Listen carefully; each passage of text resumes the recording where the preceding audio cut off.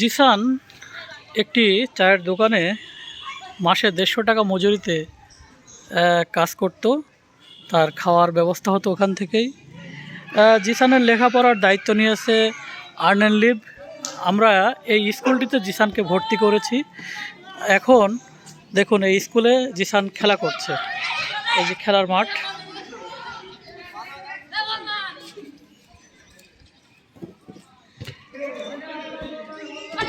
এই মাঠে জিসান খেলা করছে। জিসানকে আমরা চাই সে আরও 10টা বাচ্চাদের মতো সে মনন এবং মেধার বিকাশ নিয়ে তার জীবনকে গঠন করুক। আর তার জীবনকে সার্বিকভাবে গঠন করার জন্য সহযোগিতা করছে আর্ন অ্যান্ড লিভ। জিসান একদিন বড় হয়ে হয়তো কিছু একটা করবে। একদিন জিসান আর্ন অ্যান্ড লিভের মুখ উজ্জ্বল করবে। আর্ন অ্যান্ড লিভ তার পাশে দাঁড়িয়েছে। আর্ন অ্যান্ড লিভ তার খাদ্য সহযোগিতার ব্যবস্থা করছে। সময় জিসান যদি ভালো করে লেখাপড়া করে তাহলে আর্ন অ্যান্ড লিভ পাশে থেকে তার জীবনের সার্বিক চিত্রটাই পাল্টে দিতে পারে।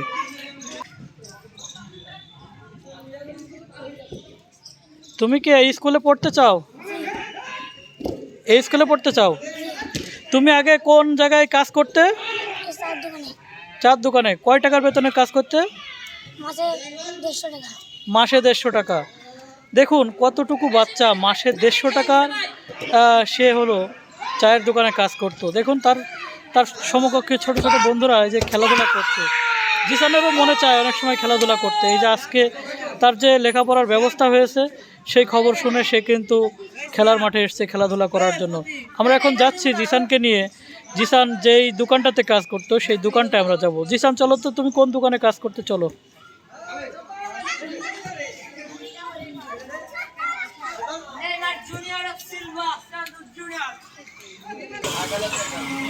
বন্ধুরা ওই যে জিসান আসছে। জিসান যে দোকানটিতে কাজ করত সেই দোকানটিতে আমরা এসেছি। এখন আমরা শুনবো সেই দোকানে গিয়ে দোকানে কিভাবে জিসান কাজ করতো, কত টাকার বিনিময়ে কাজ করতো। জিসানের দিকে আসো। এই যে আমরা এসেছি, এই যে এই চায়ের দোকানে সে কাজ করতো 150 টাকা মাসে। 1 মাস পরিশ্রম করে 150 টাকা পাবে এমন একটি দোকানে সে কাজ করতো। এই যে এই দোকানটিতেই কিন্তু জিসান 1 মাসে 150 টাকা মজুরিতে কাজ করত। আমরা যাচ্ছি এই দোকানের মালিক মোহাম্মদ শাহাবুদ্দিনের কাছে। আমরা তার কাছে জানবো জিসান এখানে কাজ করত, এখন জিসান কিন্তু লেখাপড়ার সুযোগ পেয়েছে, স্কুলে লেখাপড়া করার সুযোগ পেয়েছে। আমাদের সুদূর প্রবাসী লন্ডন প্রবাসী নারী উদ্যোক্তা ফরিদা ইয়াসমিন জেসি আপা কিন্তু তার লেখাপড়ার দায়িত্ব নিয়েছে এবং তার সার্বিক দেখাশোনা করার দায়িত্ব নিয়েছেন আমাদের জেসি আপা। আর্ন অ্যান্ড লিভ তার পাশে থেকে তার লেখাপড়ার খরচ এবং তাকে মানুষ করার জন্য যাবতীয় যা প্রয়োজন সেটা করবে আর্ন অ্যান্ড লিভ। আচ্ছা, আপনি কি আমাকে জানাবেন, এই যে জিসান ছোট্ট একটি বাচ্চা আপনার এখানে কাজ করতো, এখন যে আর্ন অ্যান্ড লিভ জেসি আপা আমাদের এই তার যে দায়িত্বটা নিয়েছে লেখাপড়া করানোর জন্য, এই বিষয়টি শুনে আপনার কাছে কেমন লাগছে? এই বিষয়টা, কেননা এই ছেলেটা এসে এতিম, ওর এসে মা নেই, বাপু মারা গেছে, মা মারা গেছে। তা এই ছেলেটা এদিক ওদিক শুধু ঘোরাফেরা করছে। এক পর্যায়ে আমার কাছে রাখছিলাম, রাখার পরে যাই হোক আপনারা পড়ালেখার খরচ নিচ্ছেন, এতে আমিও খুব খুশি, খুবই আনন্দিত।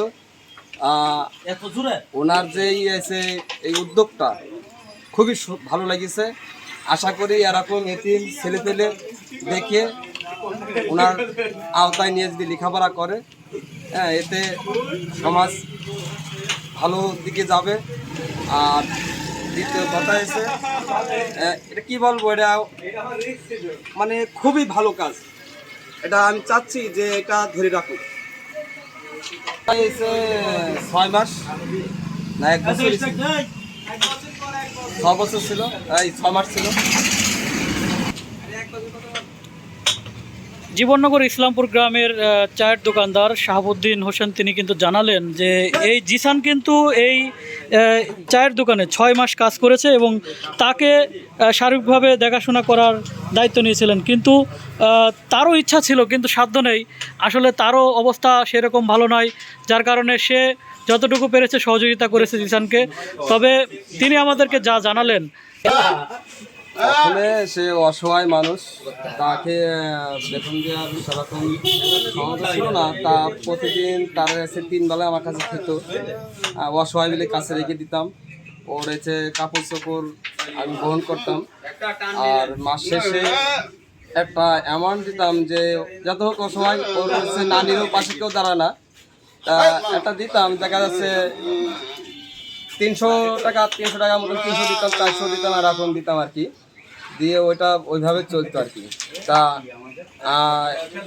এখন ও যে বলছিল যে পড়ালেখার দায়িত্ব নিয়েছে, নেওয়ার পরে আমি বলছিলাম এটা খুবই ভালো কাজ, আমার কাছে থেকে তো আর আমি পারবো না, আমারও মানে ধরুন যে অর্থ দিকে আমি দুর্বলতা, তা ইচ্ছা ছিল ওকে কাছে রেখে দেবো, পড়াশোনা করাবো, কিন্তু পারি না। এটা করে আমার ভালো লাগছে। আশা করি সরকারও এইসব এতিম ছেলেপেলেদের পাঠাবে, দাঁড়ানো হোক, এটা খুবই ভালো কাজ। ধন্যবাদ আপনাকে। আর হচ্ছে আমি যে এলাকায় এসেছি, এই যে জিসান এই দোকানটাতে কাজ করতো, এই যে এ ধরনের অভিভাবক শ্রেণীর মানুষদের কিন্তু চা পরিবেশন করতো জিসান। আচ্ছা, জিসান যে আজকে আপনার হচ্ছে একটা ভালো জায়গায় লেখাপড়া করার সুযোগ পাচ্ছে, আপনার একটি সংস্থা তার হচ্ছে দায়িত্ব নিয়েছে লেখাপড়া করার জন্য, এই দিকটাকে আপনার কি মনে করছেন বলেন তো? আমরা খুশি সরকার যদি চাই আমাদের এতিম বাচ্চাদের নিয়ে লেখাপড়া করা হোক। ধন্যবাদ আপনাকে। আচ্ছা, জিসানের বিষয়ে আমি আরেকজনের কাছে জানি, আপনারা তো জিসানের কাছ থেকে চা খেয়েছেন, কখনো কি মনে হয়েছে বাচ্চাটা লেখাপড়া করা দরকার বা তার হচ্ছে? অবশ্যই আমরা এটা মনে করেছি লেখাপড়া করার দরকার। আসলে আমরা গ্রামবাসী যদি মনে করতাম এটা উদ্যোগ নেওয়া, কিন্তু পারতাম, কিন্তু আমরা আসলে কেউ কার মানে সবাই সবার ব্যস্ততায় থাকি, কেউ খোঁজ নেয় না। এতিম বলি ওই ছেলেটা শাহাবুদ্দিন বলতো প্রায় 6 থেকে 7 মাস আমি দেখছি যে ও এখানে ভরণ পোষণ, এমনকি ঈদ পর্বণেও ও পোশাক আশাক এটা সেটা কিনে দেয়। এটা খুব ভালো উদ্যোগ, আমরা খুব খুশি হয়েছি এবং ওনাকে ধন্যবাদ। এবং সরকার যেন এরকম এতিম ছেলে পেলে যেন তা সরকার বহন করতে পারে, এরকম এতিম ছেলে পেলে, তা আমি আমরা খুব ভালো, এবং উনি যেন আপা যেন খুব নেচে খুব শখ করে তাকে মানুষ করছে ছেলের মতন করে, এবং পড়াশোনা করাবে যেভাবে হোক, যে কোনো একটা ইয়ে করাবে, এটি আমরা খুব খুশি এবং আমরা খুব উদ্যুক্ত, মানে খুবই ভালো জানি। জিসান কিন্তু এই যে চা তৈরি করা হচ্ছে, এই চা কিন্তু সকলের হাতে হাতে দিয়ে আসতো। আমি আর আজকে জিসানকে বলছি না যে সকলের হাতে দিয়ে আসার জন্য, কারণ জিসান আজকে উন্মুক্ত, জিসান কিন্তু লেখাপড়ার সুযোগ পেয়েছে। জিসান প্রতি মাসেই তার হলো লেখাপড়া করার সুযোগ পাবে এবং খাবার দাবারের জন্য তার টেনশন করা লাগবে না। সে যদি ভালো করে লেখাপড়া করে, তাকে আপনারা সবাই যারা চেনেন বা জানেন, তাকে আপনারা হচ্ছে গাইডলাইন করবেন, যেহেতু তাকে বাইরের থেকে সহযোগিতা করা হবে, সে ছেলেটা যেন কখনো নষ্ট না হয়, এজন্য সে যেন কখনো বেপথে না যায়। এজন্য আপনারা যুব সমাজ থেকে তার পক্ষ থেকে কি করতে চান আপনারা বলেন? আর যদি ভালো থাকে সেটাই আমরা চাই, খারাপ পথে না যেতে পারে সেটা আমরা খেয়াল রাখবো, এটাই আমাদের কাছে, আর কিছু না। আর্ন অ্যান্ড লিভ মানুষের পাশে দাঁড়ায়, আর্ত পীড়িত অসুস্থ দুস্থ অসহায় মানুষের সবসময় পাশে থেকেছে। এবং সুদূর লন্ডন থেকে জেসি আপা যে উদ্যোগ গ্রহণ করেছেন, দেশের প্রত্যন্ত অঞ্চলের মানুষ যারা অসহায় হতদরিদ্র এতিম দুস্থ, তাদের কিন্তু দায়িত্ব নিয়েছে আর্ন অ্যান্ড লিভ প্রতিষ্ঠান। আর সেই বিষয়টি কিন্তু আজকে আমরা তুলে ধরেছি এই জিসানের মাধ্যমে। এই শিশুটি একদিন বড় হবে, একদিন লেখাপড়ায় শিখে সুশিক্ষিত হবে এবং দেশ ও জাতির গুরুত্বপূর্ণ অবদান রাখবে বলে আমরা বিশ্বাস করি। জিসান, তুমি এই দোকানে যে কাজ করতে, তুমি মাসে কয় টাকা বেতন পেতে? 150 টাকা। তোমার 150 টাকায় কি হতো? চলতো? তুমি লেখাপড়া করতে পারতে না? না, তোমার বাবা মা কি হয়েছে? মারা গেছে। আচ্ছা দেখুন, এই একটি ছোট্ট মাসুম বাচ্চা, তার বাবা মা মারা গেছে।